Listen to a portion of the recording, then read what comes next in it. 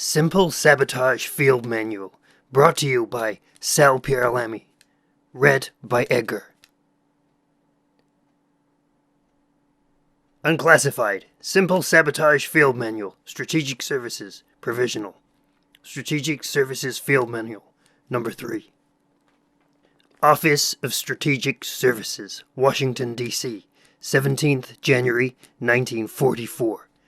This Simple Sabotage Field Manual, Strategic Services Provisional, is published for the information and guidance of all concerned, and will be used as the basic doctrine for strategic services training for this subject. The contents of this manual should be carefully controlled and should not be allowed to come into unauthorized hands. The instructions may be placed in separate pamphlets or leaflets according to categories of operations, but should be distributed with care and not broadly. They should be used as a basis of radio broadcasts only for local and special cases, and as directed by the theater commander. AR 380-5, pertaining to the handling of secret documents, will be compiled within the handling of this manual. Signed, William J. Donovan, Director. Contents: 1. Introduction. 2. Possible effects. 3. Motivating the saboteur. 4. Tools, targets, and timing. 5. Specific suggestions for simple sabotage. Simple sabotage. 1. Introduction. A.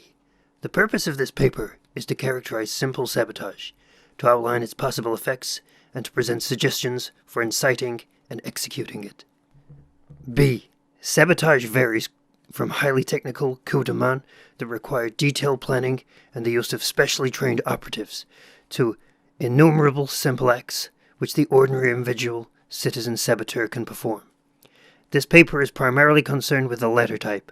Simple sabotage does not require specially prepared tools or equipment. It is executed by an ordinary citizen who may or may not act individually and without the necessity for active connection with an organized group. It is carried out in such a way as to involve a minimum danger of injury, detection, and reprisal. C.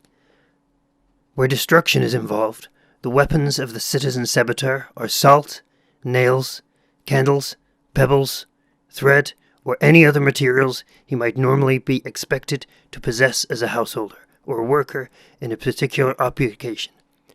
His arsenal is the kitchen shelf, the trash pile, his own usual kit of tools and supplies. The targets of his sabotage are usually objects to which he has normal and inconspicuous access in everyday life. D. A second type of simple sabotage requires no destructive tools whatsoever and produces physical damage, if any, by highly indirect means. It is based on universal opportunities to make faulty decisions, to adopt a non-cooperative attitude, and to induce others to follow suit. Making a faulty decision may be simply a matter of placing tools in one spot instead of another. A non-cooperative attitude may involve nothing more than creating an unpleasant situation among one's fellow workers, engaging in bickerings, or displaying surliness and stupidity. E. This type of activity, sometimes referred to as the human element, is frequently responsible for accidents, delays, and general obstruction, even under normal conditions. The potential saboteur should discover what types of faulty decisions and non-cooperation are normally found in his kind of work, and should then devise his sabotage so as to enlarge that margin of error. 2. Possible effects. Acts of simple sabotage are occurring throughout Europe. An effort should be made to add to their efficiency, lessen their detectability, and increase their number. Acts of simple sabotage, multiplied by thousands of citizen saboteurs, can be an effective weapon against the enemy. Slashing tires, draining fuel tanks, starting fires, starting arguments, acting stupidly, short-circuiting electrical systems, branding machine parts will waste materials, manpower, and time. Occurring on a wide scale, simple sabotage will be a constant and tangible drag on the war effort of the enemy. B. Simple sabotage may also have secondary results of more or less value. Widespread practice of simple sabotage will harass and demoralize enemy administrators and police. Further success may embolden the citizen saboteur eventually to find colleagues who can assist him in sabotage of greater dimensions. Finally, the very practice of simple sabotage by natives in enemy or occupied territory might make these individuals identify themselves with the United Nations war effort and encourage them to assist openly in periods of Allied invasion and occupation. 3. Motivating the saboteur. A. To incite the citizen to the active practice of simple sabotage and to keep him practicing that sabotage over sustained periods is a special problem. B. Simple sabotage is often an act which the citizen performs according to his own initiative and inclination. Acts of destruction do not bring him any personal gain and may be completely foreign to his habitually conservationist attitude towards materials and tools. Purposeful stupidity is contrary to human nature. He frequently needs pressure, stimulation, or assurance, and information and suggestions regarding feasible methods of simple sabotage. 1. Personal motives. A. The ordinary citizen very probably has no immediate personal motive for committing simple sabotage. Instead, he must be made to anticipate indirect personal gain, such as might come with enemy evacuation or destruction of the ruling government group. Gain should be stated as specifically as possible for the area addressed. Simple sabotage will hasten the day when Commissioner X and his deputies Y and Z will be thrown out, when particularly obnoxious decrees and restrictions will be abolished, when food will arrive, and so on. Abstract verbalizations about personal liberty, freedom of the press, and so on will not be convincing to most parts of the world. In many areas, they will not even be comprehensible. B. Since the effect of his own acts is limited, the saboteur may become discouraged unless he feels that a member of a large, though unseen group of saboteurs operating against the enemy or the government of his own country and elsewhere. This can be conveyed indirectly. Suggestions which he reads and hears can include observations that a particular technique has been successful in this or that district. Even if the technique is not applicable to his surroundings, another success will encourage him to attempt similar acts. It can also be conveyed directly. Statements praising the effectiveness of simple sabotage can be contrived, which will be published by white radio, freedom stations, and the subversive press. Estimates of the proportion of the population engaged in sabotage can be disseminated. Instances of successful sabotage already are being broadcast by white radio and freedom stations, and this should be continued and expanded where compatible with security. C. More important than A or B, will be to create a situation in which the citizen saboteur requires a sense of responsibility and begins to educate others in simple sabotage. 2. Encouraging destructiveness. It should be pointed out to the saboteur, where the circumstances are suitable, that he is acting in self-defense against the enemy, or retaliating against the enemy for other acts of destruction. A reasonable amount of humor in the presentation of suggestions for simple sabotage will relax tensions and fear. A. The saboteur may have to reverse his thinking, and he should be told this in many words. Where he formerly thought of keeping his tools sharp, he should now let them grow dull. Surfaces that formerly were lubricated should now be sanded. Normally diligent, he should now be lazy and careless, and so on. Once he is encouraged to think backwards about himself and the objects of his everyday life, the saboteur will see many opportunities in the immediate environment which cannot possibly be seen from a distance. A state of mind should be encouraged that anything can be sabotaged. B. Among the potential citizen saboteurs who are to engage the physical destruction, two extreme types may be distinguished. On the one hand, there is the man who is not technically trained and employed. This man needs specific suggestions as to what he can and should destroy, as well as the details regarding the tools by means of which destruction is accomplished. C. At the other extreme is the man who is a technician, such as the lathe operator or an automobile mechanic. Presumably this man would be able to devise methods of simple sabotage, which would be appropriate to his own facilities. However, this man needs to be stimulated to reorient his thinking in the direction of destruction. Specific examples, which need not be from his own field, should accomplish this. D. Various media may be used to disseminate suggestions and information regarding the simple sabotage. Among the media which may be used as the immediate situation dictates are freedom stations or radio, false or official leaflets. Broadcast or leaflets may be directed towards specific geographic or occupational areas, or they may be general in scope. Finally, agents may be trained in the art of simple sabotage in anticipation of a time when they may be able to communicate this information directly.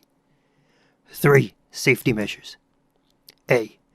The amount of activity carried out on the saboteur will be governed not only by the number of opportunities he sees, but also the amount of danger he feels. Bad news travels fast, and simple sabotage will be discouraged if too many simple saboteurs are arrested. B. It should not be difficult to prepare leaflets and other media for the saboteur about the choice of weapons, time, and targets, which will ensure the saboteur against detection and retaliation. Among such suggestions might be the following. 1. Use materials which appear to be innocent. A knife or nail file can be carried normally on your person. Either is a multi-purpose instrument for creating damage. Matches, pebbles, hair, salt, nails, and dozens of other destructive agents can be carried or kept in your living quarters without exciting any suspicion whatever. If you are a worker in a particular trade or industry, you can easily carry and keep such things as wrenches, hammers, emery paper, and the like. 2. Try to commit acts for which large numbers of the people could be responsible. For instance, if you blow out the wiring in a factory at a central firebox, almost anyone could have done it. On the street, sabotage after dark, such as you might be able to carry out against a military car or truck, is another example of an act for which it would be impossible to blame you. 3. Do not be afraid to commit acts for which you might be blamed directly, so long as you do so rarely, and as long as you have a plausible excuse. You dropped your wrench across an electric circuit because an air raid had kept you up in the night before, and you were half dozing of work. Always be profuse in your apologies. Frequently you can get away with such acts under the cover of pretending stupidity, ignorance, overcaution, fear of being suspected of sabotage, or weakness and dullness due to undernourishment. 4. After you have committed an act of easy sabotage, resist any temptation to wait around and see what happens. Loiterers arouse suspicion. Of course, there are circumstances when it would be suspicious for you to leave. If you commit sabotage on your job, you should naturally stay at your work. 4. Tools, targets, and timing. A. The citizen saboteur cannot be closely controlled, nor is it reasonable to expect that simple sabotage can be precisely concentrated on specific types of target according to the line requirements of a concrete military situation. Attempts to control simple sabotage according to developing military factors, moreover, might provide the enemy with intelligence of more or less value in anticipating the date and area of notably intensified or notably slackened military activity. B. Sabotage suggestions, of course, should be adapted to fit the area as to where they are to be practiced. Target priorities for general types of situations, likewise, can be specified for emphasis at the proper time by the underground press, freedom stations, and cooperating propaganda. 1. Under general conditions. A. Simple sabotage is more than malicious mischief, and it should always consist of acts whose results will be detrimental to the materials and manpower of the enemy. B. The saboteur should be ingenious in using his everyday equipment. All sorts of weapons will present themselves if he looks at his surroundings in a different light.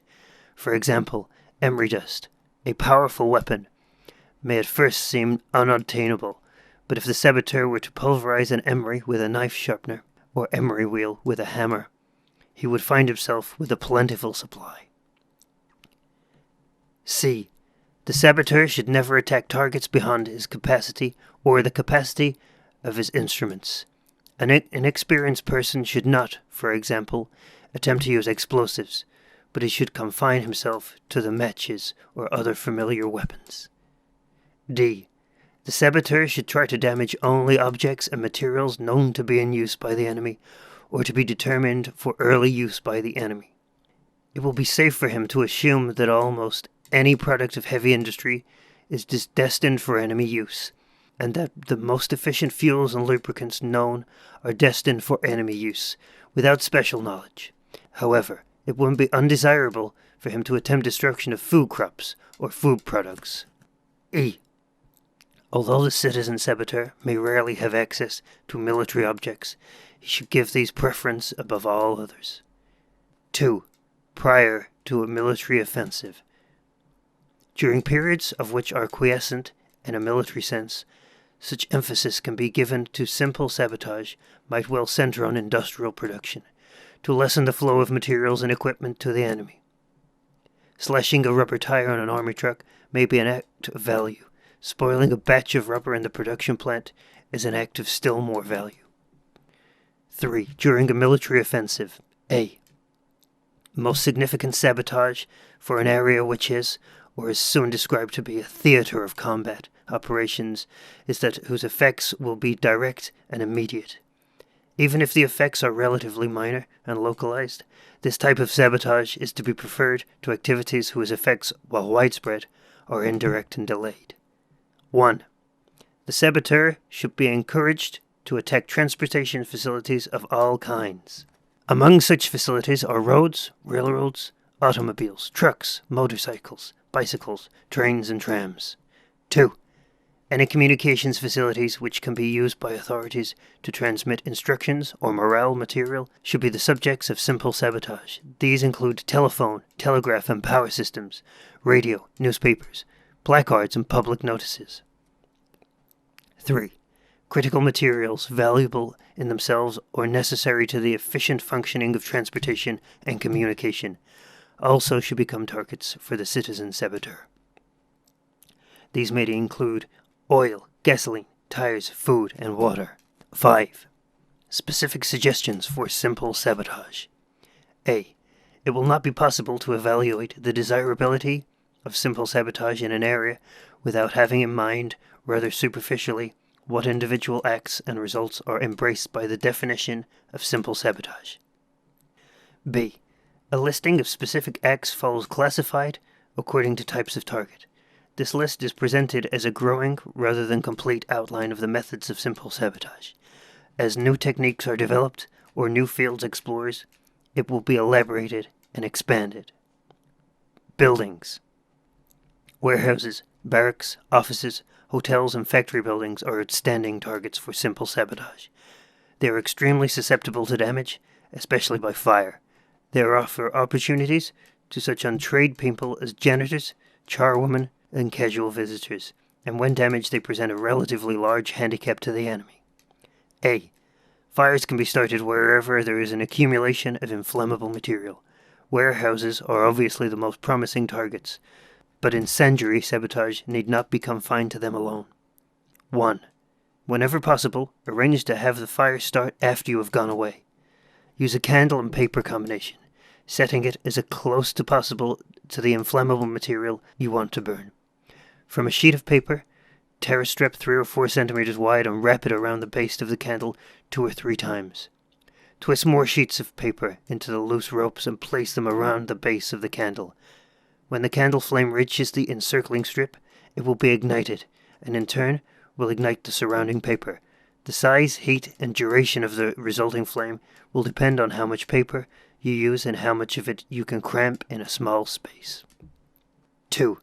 With a flame of this kind, do not attempt to ignite any but rather inflammable materials, such as cotton sacking. To light more resistant materials, use a candle, plus tightly rolled or twisted paper, which has been soaked in gasoline. To create briefer, even hotter flame, put celluloid, such as you might find in an old comb, into a nest of plain or saturated paper, which is to be fired by a candle. 3. To make another type of simple fuse, soak one end of a piece of string in grease. Rub a generous pinch of gunpowder over the inch of string, where greasy string meets clean string, then ignite the clean end of the string. It will burn slowly without a flame, in much the same way that a cigarette burns, until it reaches the grease and gunpowder. then it will flare up suddenly. The grease-treated string will then burn with a flame.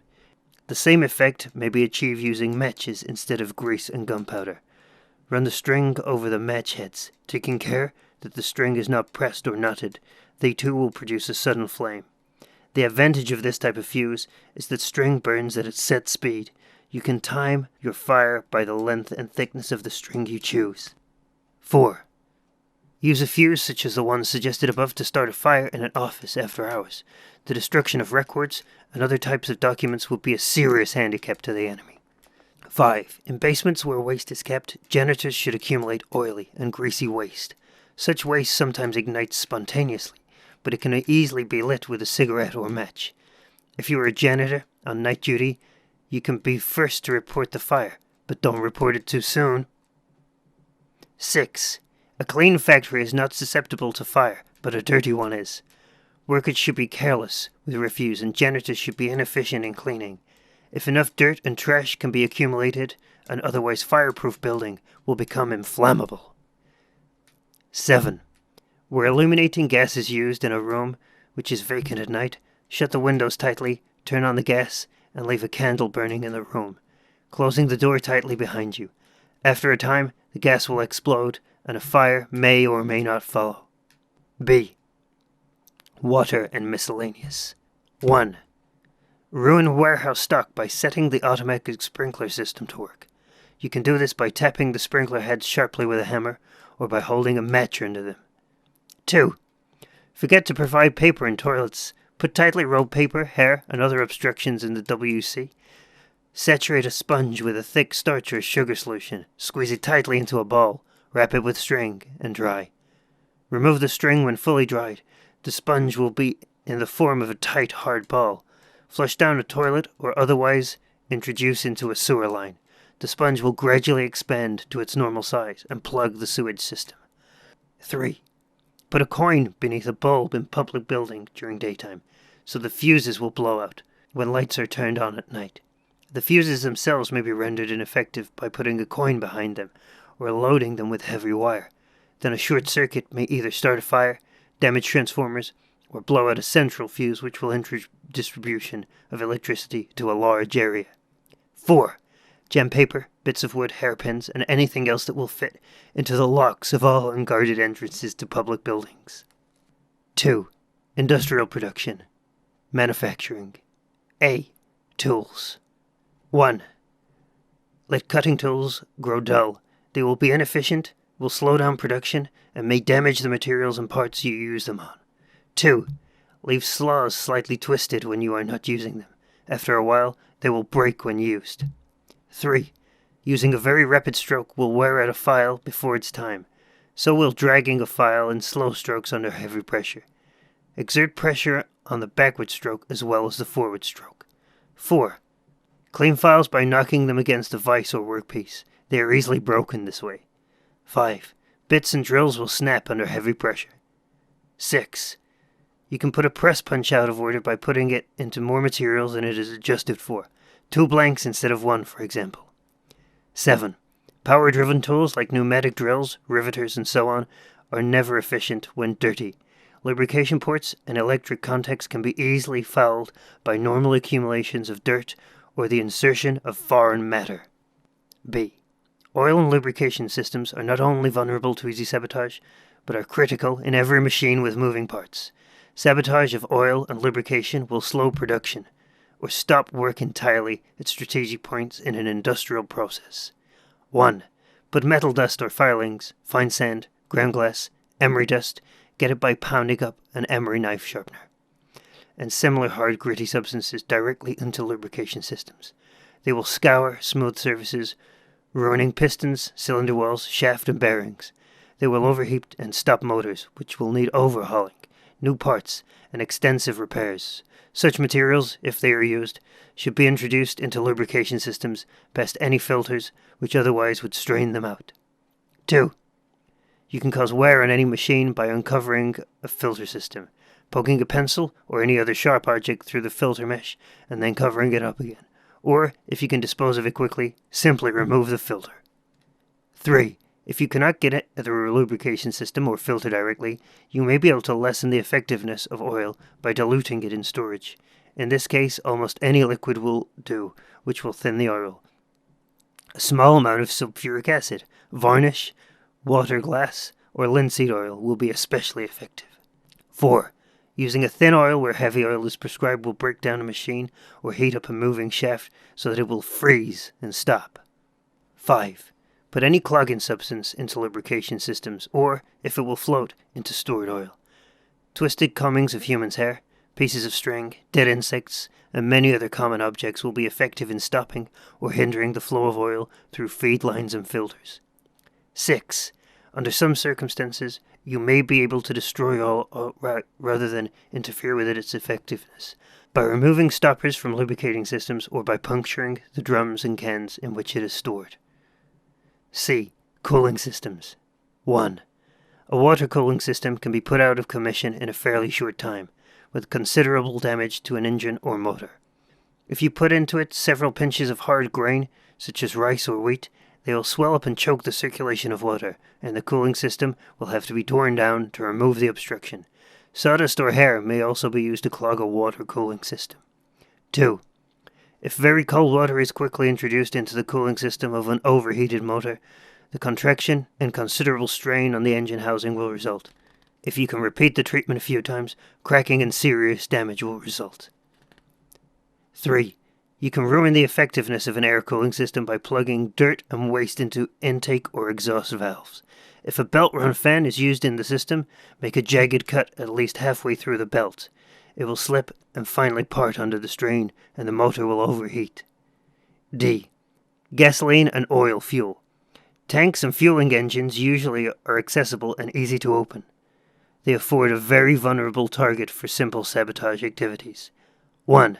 Put several pinches of sawdust or hard grain, such as rice or wheat, into the fuel tank of a gasoline engine. The particles will choke a feed line so that the engine will stop. Some time will be required to discover the source of the trouble, although they will be hard to get. Crumbs of natural rubber, such as you might find in an old rubber bands and pencil erasers, are also effective. 2.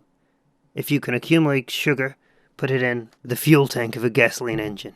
As it burns together with the gasoline, it would turn into a sticky mess which will completely mire the engine and necessitate extensive cleaning and repair. Honey and molasses are as good as sugar. Try to use about 75 to 100 grams for each 10 gallons of gasoline. 3. Other impurities which can introduce into gasoline which will cause rapid engine wear and eventual breakdown. Fine particles of pumice, sand, ground glass, metal dust can easily be introduced into a gasoline tank. Be sure that the particles are very fine so that they will be able to pass through the carburetor jet.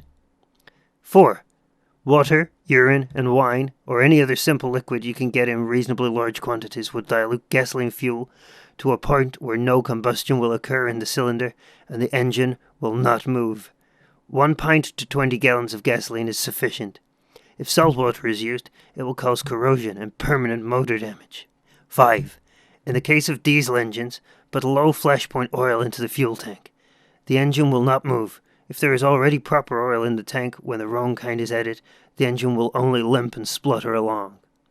6. Fuel lines to gasoline and oil engines frequently pass over the exhaust pipe. When the machine is at rest, you can stab a small hole in the fuel line and plug the hole with wax. As the engine runs and the exhaust tube becomes hot, the wax will be melted, fuel will drip onto the exhaust, and a blaze will start. 7. If you have access to a room where gasoline is stored, remember that gas vapor is accumulating in a closed room, will explode after a time if you leave a candle burning in the room. A good deal of evaporation, however, must occur from the gasoline tins in the air of the room. If removal of the tops of the tins doesn't expose enough gasoline to the air to ensure copious evaporation, you can open lightly constructed tins further with a knife, ice pick, or sharpened nail file, or puncture a tiny hole into the tank, which will permit the gasoline to leak out onto the floor. This will greatly increase the rate of evaporation. Before you light your candle, be sure that the windows are closed and the room is as airtight as you can make it.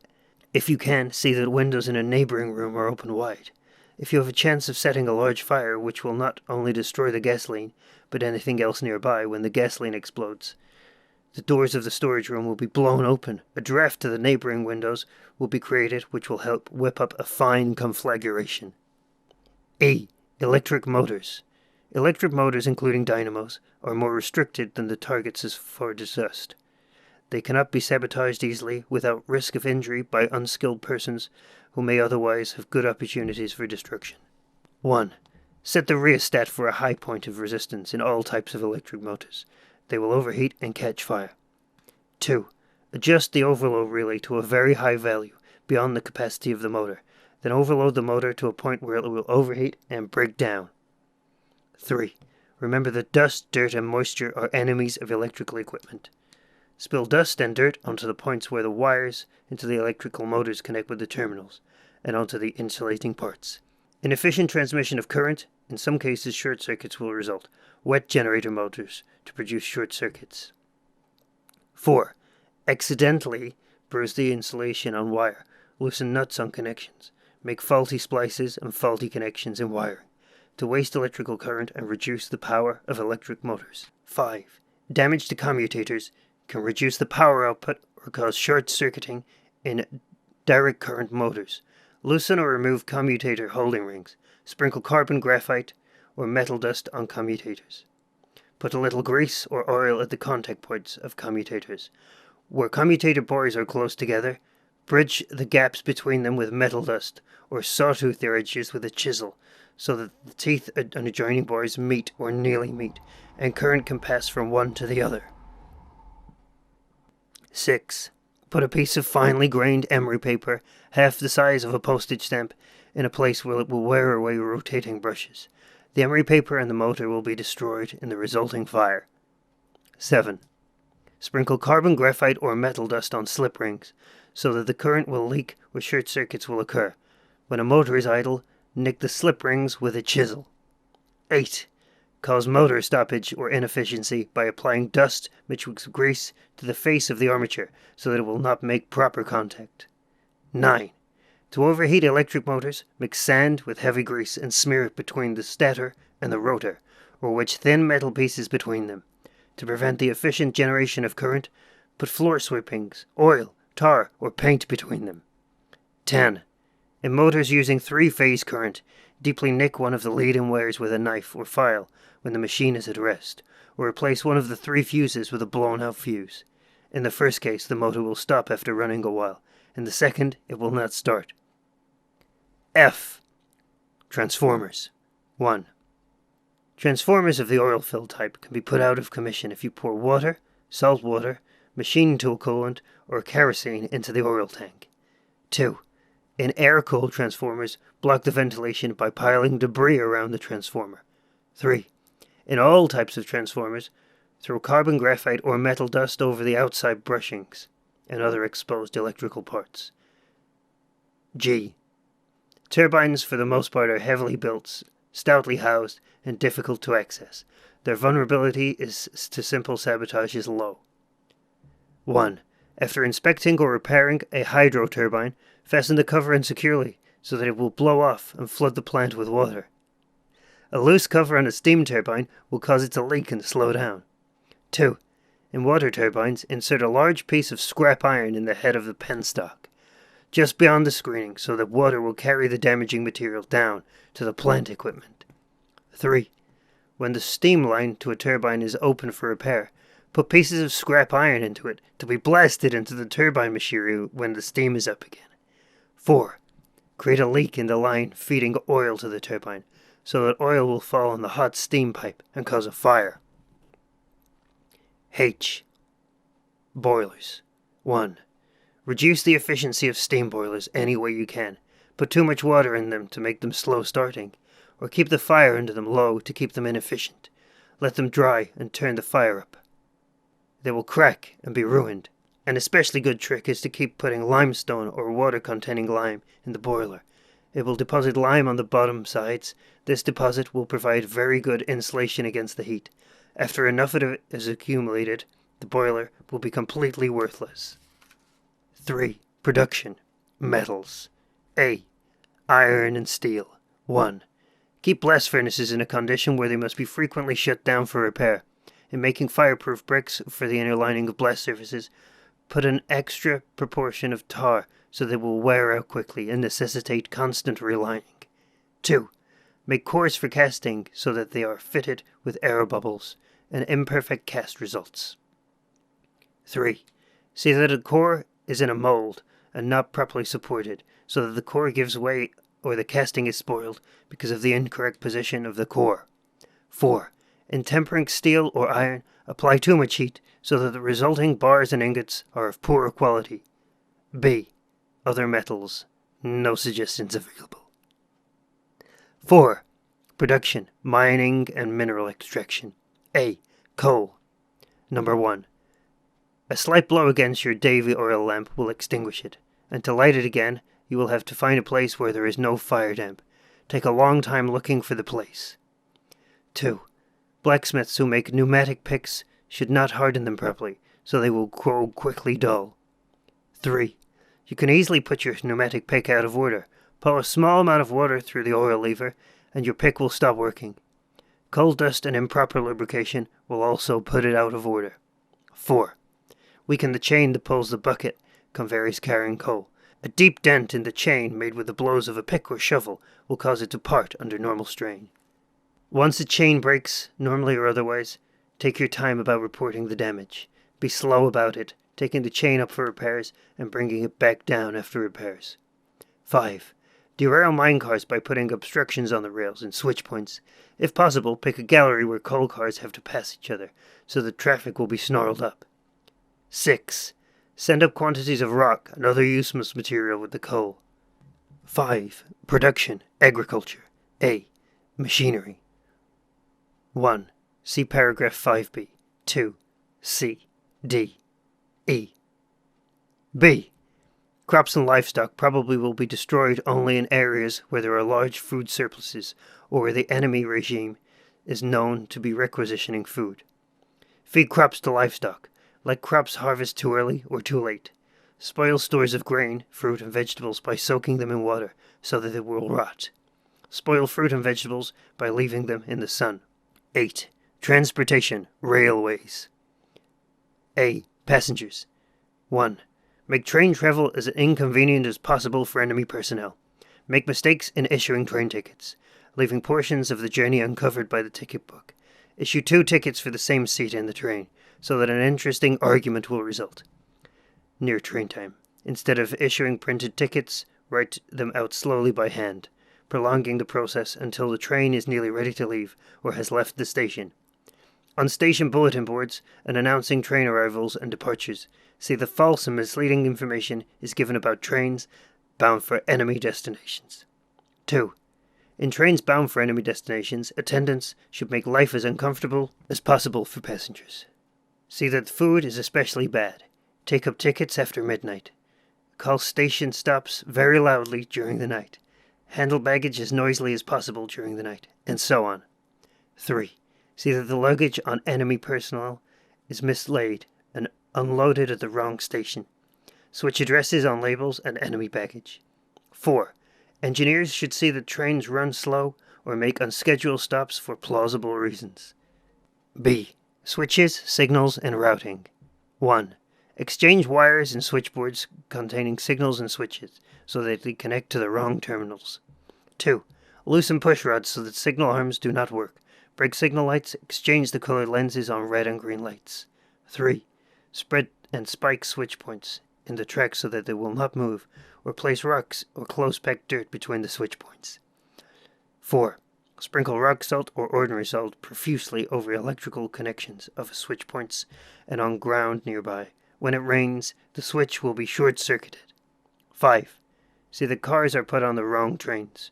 Remove the labels from cars needing repair and put them on cars in good order. Leave couplings between cars as loose as possible. C. Rope beds and open track. 1. On a curve, take the bolts out of the tie plates connecting to the sections of an outside rail, and scoop away the gravel, cinders, or dirt for a few feet on each side of the connecting joint. 2. If by disconnecting the tie plate at a joint and loosening sleeper nails on each side of the joint becomes possible to remove a section of rail, spread 2 sections of rail and drive a spike vertically between them. D. Oil and lubrication. 1. C5B. 2. B. 2. Squeeze lubricating pipes with pincers or dent them with hammers so that the flow of oil is obstructed. E. Cooling systems. 1. C5B. 2. C. F. Gasoline and oil fuel. 1. C5B. 2. D. G. Electric motors. C5B. 2. E. and F. H. Boilers. 1. C5B. 2. H. 2. After inspection, put heavy oil or tar in the engine's boilers, or put a half a kilogram of soft soap into the water in the tender. 1. Brakes and miscellaneous. Engines should run at high speeds and use brakes excessively at curves and on downhill grades. 2. Punch holes in air brake valves or water supply pipes. 3. In the last car of a passenger train or in the front car of a freight, remove the wadding from a journal box and replace it with oily rags. 7. Transportation. Automotive. A. Roads. Damage to roads. 3. Below. Is slow and therefore impracticable as a D-Day or near D-Day activity. 1. Change signposts at intersections and forks. The enemy will go the wrong way, and it may be miles before he discovers his mistakes. In areas where traffic is composed primarily of enemy autos, trucks, and motorway convoys of various kinds, remove danger signals from curves and intersections. 2. When the enemy asks for directions, give him wrong information, especially when enemy convoys are in the neighborhood. Truck drivers can spread rumors and give false information about bridges being out, ferries closed, and detours lying ahead. 3. If you can start damage to a heavily traveled road, passing traffic, and the elements will do the rest. Construction gangs can see that too much sand or water is put in concrete, or that road foundation has soft spots. Anyone can scoop ruts in asphalt and macadam. Roads which turn soft in hot weather, passing trucks will accentuate the rocks to a point where substantial repair will be needed. Dirt roads can also be scooped out. If you are a road laborer, it will only take a few minutes to work to divert a small stream from a sluice so that it runs over and eats away the road. 4. Distribute broken glass, nails, and sharp rocks onto roads to puncture tires. B. Passengers. 1. Bus drivers can go past the stop where the enemy wants them to get off. Taxi drivers can waste the enemy's time to make extra money by driving the longest possible route to his destination. C. Oil and lubrication. 1. C5B. 2. B. 2.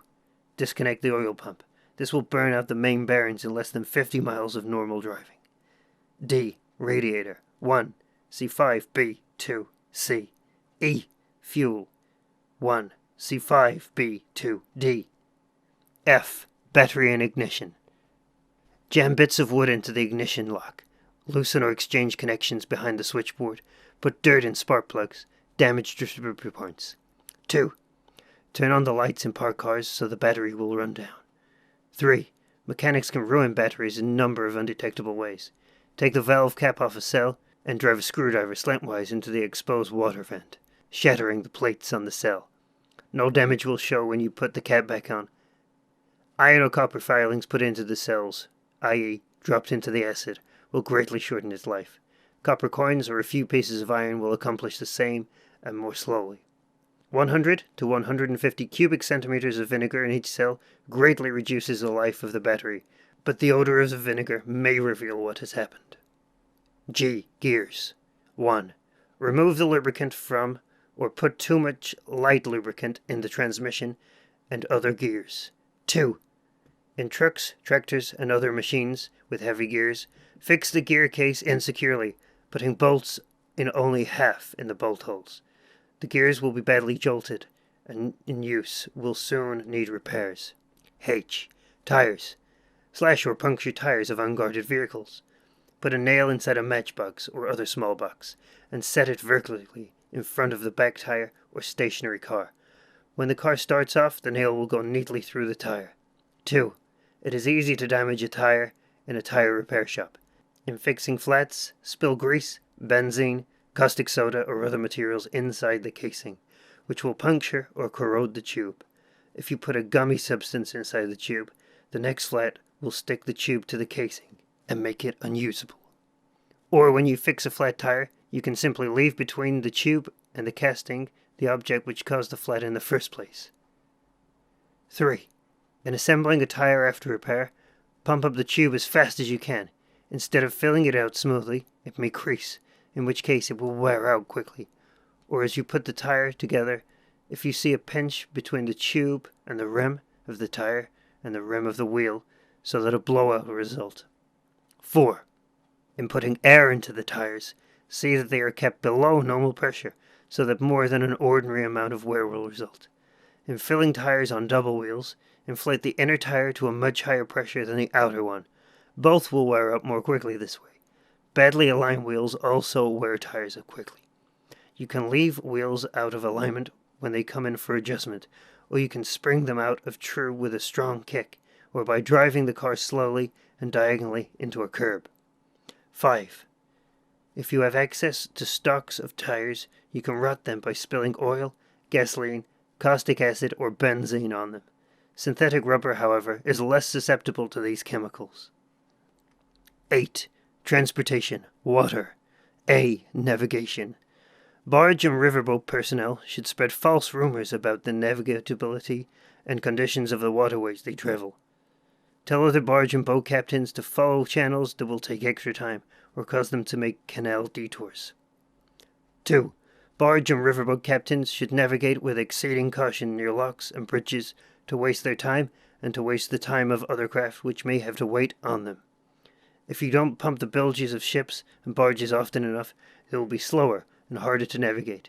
Barges accidentally run aground are an efficient time waster too. 3. Attendants on swing, draw, or basuic bridges can delay traffic over the bridge or in the waterway underneath by being slow. Boat captains can leave unattended drawbridges open in order to hold up road traffic. 4. Add or subtract compensating magnets to the compass on cargo ships. Demagnetize the compass or maladjust it by concealing a large bar of steel or iron near to it. B. Cargo. 1. While loading or unloading hand cargo carelessly in order to cause damage. Arrange the cargo so that the weakest and lightest crates and boxes will be at the bottom of the hold, whilst the heaviest ones are on top of them. Put hatch covers and tarpaulins on sloppily, so that rain and the deck will wash and injure the cargo. Tie float valves open so that storage tanks will overflow on perishable goods. 9. Communications. A. Telephone. 1. At office, hotel, and exchange switchboards, delay putting enemy calls through, give them wrong numbers, cut them off accidentally, or forget to disconnect them so that the line cannot be used again. 2. Hamper official and especially military business by making at least one telephone call a day to an enemy headquarters. When you get them, tell them you have the wrong number. Call military police officers and make anonymous or false reports of fires, air raids, and bombs. In offices and buildings used by the enemy, unscrew the earphone of telephone receivers and remove the diaphragm. Electricians and telephone repairmen can make poor connections and damage insulation, so that crosstalk and other kinds of electrical interference will make conversations hard or impossible to understand. 4. Put the batteries under automatic switchboards out of commission by dropping nails, metal filings, or coins into the cells. If you can treat half the batteries in this way, the switchboard will stop working. A whole telephone system can be disrupted if you can put 10% of the cells in half of the batteries of the central battery room out of order. B. Telegraph. 1. Delay the transmission and delivery of telegrams to enemy destinations. 2. Garble telegrams to enemy destinations so that another telegram will have to be sent or a long-distance call will have to be made. Sometimes it will be possible to do this by changing a single letter in a word. For example, changing minimum to maximum so the person receiving the telegram will not know whether minimum or maximum is meant. C. Transportation lines. 1. Cut telephone and telegraph transmission lines. Damage insulation on power lines to cause interference. D. Mail. 1. Post office employees can see to it that enemy mail is always delayed by 1 day or more. Put in the wrong sex, and so on. E. Motion pictures. Projector operators can ruin newsreels and other enemy propaganda films by bad focusing, speeding up or slowing down the film, and by causing frequent breakage in the film. 2. Audiences can ruin enemy propaganda films by applauding to drown the words of the speaker, coughing loudly, and by talking. 3. Anyone can break up a showing of an enemy propaganda film by putting 2 or 3 dozen large moths in a paper bag. Take the bag to the movies with you, put it on the floor in an empty section of the theater. As you go in and leave it open, the moths will fly out and climb into the projector beam, so that the film will be obscured by fluttering shadows. F. Radio. 1. Radio station engineers will find it quite easy to overmodulate transmissions of talks by persons giving enemy propaganda or instructions so that it will sound as if they were talking through a large, heavy cotton blanket with a mouth full of marbles. 2. In your own apartment building, you can interfere with radio reception at times when the enemy wants everyone to listen. Take an electric light plug off the end of an electric light cord. Take some wire out of the cord and tie it across 2 terminals of a 2-prong plug or 3 terminals of a 4-prong plug. Then take it around and put it into as many wall and floor outlets as you can. Each time you insert the plug into a new circuit, you will blow a fuse and silence all radios running on power from that circuit until a new fuse is put in. 3. Damaging insulation on any electrical equipment tends to create radio interference in the immediate neighborhood, particularly on large generators, neon signs, fluorescent lighting, X-ray machines, and power lines. If workmen can damage insulation on a high-tension line near to an enemy airfield, they will make ground-to-plane radio communications difficult, perhaps impossible, during long periods of the day. 10. Electric power. A. Turbines, electric motors, transformers. 1. See 5b, 2, E, F, and G. B. Transmission lines. Linesmen can dirty and loosen insulation connectors to cause power leakage. It will be quite easy, too, for them to tie a piece of heavy string several times back and forth between the 2 parallel transmission lines, winding it several turns around the wire each time. Beforehand, the string should be heavily saturated with salt and then dried. When it rains, the string will become a conductor, and a short circuit will result. 11.